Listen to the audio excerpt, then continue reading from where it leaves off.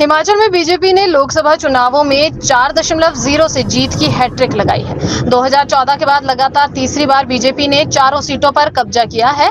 शिमला में जीत के बाद भाजपा ने जीत का जश्न पटाखे फोड़कर और लड्डू बांटकर मनाया। इस दौरान सीटीओ चौक से लेकर लोअर बाजार होते हुए भाजपा ने रैली निकाली, जिसमें शिमला सीट से दूसरी बार जीत दर्ज करने वाले सुरेश कश्यप और बीजेपी प्रदेश अध्यक्ष डॉक्टर राजीव बिंदल सहित कार्यकर्ता मौजूद रहे। सुरेश कश्यप ने जीत दर्ज करने के बाद कहा कि हिमाचल में मोदी मैजिक का असर दिखा और भाजपा ने चुनावों में बड़ी जीत हासिल की। जीत के लिए मैं जनता का आभार जताता हूं और कहा कि यह जीत कार्यकर्ताओं की जीत है। उन्होंने इस दौरान कांग्रेस को भी निशाने पर लिया। संसदीय क्षेत्र को आगे ले जाने के लिए काम करेंगे।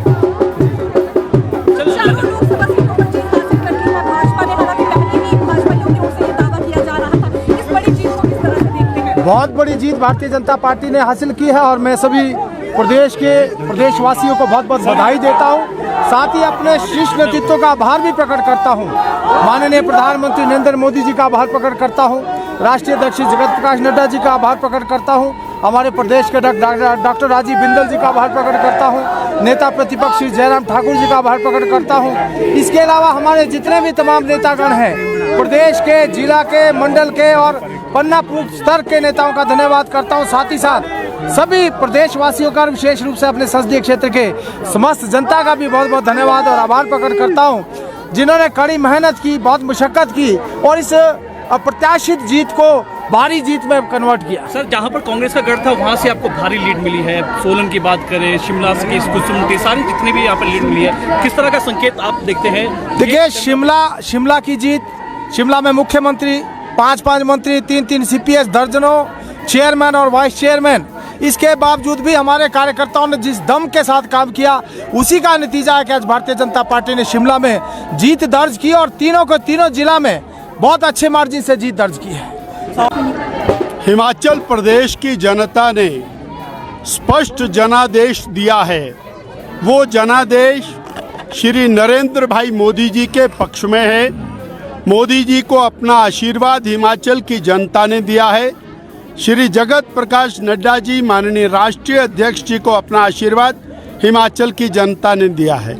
दूसरी ओर हिमाचल में कांग्रेस की सरकार 1.5 साल से चल रही है। श्री सुखविंदर सिंह सुक्खू जी के नेतृत्व की जो सरकार है, उसके खिलाफ हिमाचल की जनता ने स्पष्ट जनादेश दिया है। कांग्रेस की सरकार को नकार दिया, सुखविंदर जी की सरकार को पूरी तरह रिजेक्ट कर दिया है।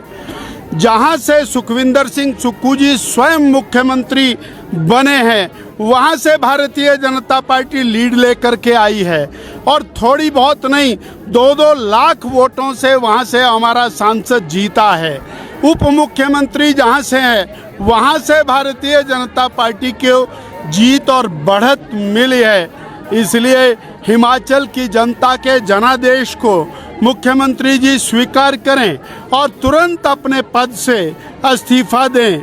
उनके मुख्यमंत्री बनने के बाद ये दूसरी बड़ी हार है। पहली हार राज्यसभा के अंदर चारों खाने चित हुए मुख्यमंत्री, दूसरी हार 4 की 4 सीटें हारे मुख्यमंत्री। कल तक खूब जोर से बोल रहे थे चारों हम जीतेंगे।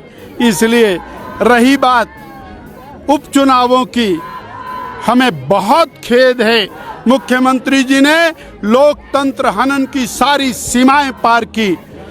हमारे लाहौल स्पीति के विधायक, उनके घर पर डोजर चलाया, 1 बार नहीं 3 बार चलाया, झूठे मुकदमे दर्ज किए। सुधीर शर्मा जी के घर को चारों तरफ से 550 पुलिस कर्मियों ने घेर कर रात दिन सायरन बजाए, उनको डराया, धमकाया, घर में फोर्सेस भेजी। एक परिवार के सदस्य, एक दोस्त मित्र के यहाँ पूरे चुनाव में छापामारी करते रहे। शर्म आनी चाहिए ऐसी सरकार को। इन्होंने भुट्टो के खिलाफ, भुट्टो के परिवारजनों के खिलाफ चुनाव के दौरान झूठे मुकदमे बनाए। इन्होंने राजेंद्र राणा के खिलाफ मुकदमे बनाए। राजेंद्र राणा के रिश्तेदारों के घर में वोटिंग वाले दिन तक छापे मारे ताकि वो चुनाव प्रचार ना कर सके। भय का वातावरण पैदा किया, कर्मचारियों को सस्पेंड किया, जबरदस्ती सस्पेंड किया।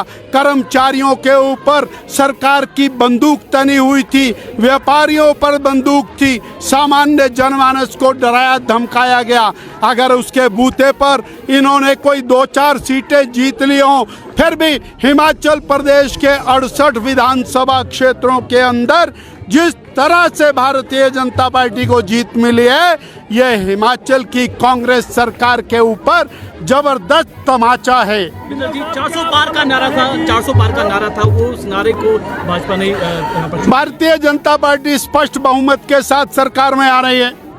भारतीय जनता पार्टी और तीसरी बार लगातार सरकार में आ रही है। 1960 के बाद यह पहला अवसर है जब कोई प्रधानमंत्री तीसरी बार सत्ता में आ रहा है।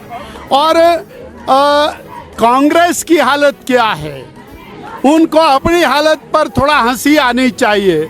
वो बोलते थे कि हम सरकार बनाएंगे, वो तो 100 से नीचे 90 पर खड़े हैं, कहाँ सरकार बनाएंगे, अभी भी दावा कर रहे हैं। अरे भाई अब तो मान जाओ, जो जनता ने जनादेश दिया है उसको तो मान लो, फतवे को तो मानते हो आप, जनादेश को भी मान लो। बिंदल साहब, जिन 4 उपचुनाव में भाजपा की हार हुई है, क्या आपको लगता है कि भाजपा के कार्यकर्ताओं को निराशा थी कि वर्तमान सरकार ने, वर्तमान मुख्यमंत्री ने लोकतंत्र को हाईजैक किया है, धक्का किया है। चुनाव को उन्होंने जीतने के लिए पूरी तरह से अलोकतांत्रिक तरीकों का इस्तेमाल किया, सरकारी मशीनरी का दुरुपयोग किया, उसके आधार के ऊपर उन्होंने और मेजॉरिटी को हाईजैक करने का प्रयास किया है। ये उनके काम आने वाली नहीं है।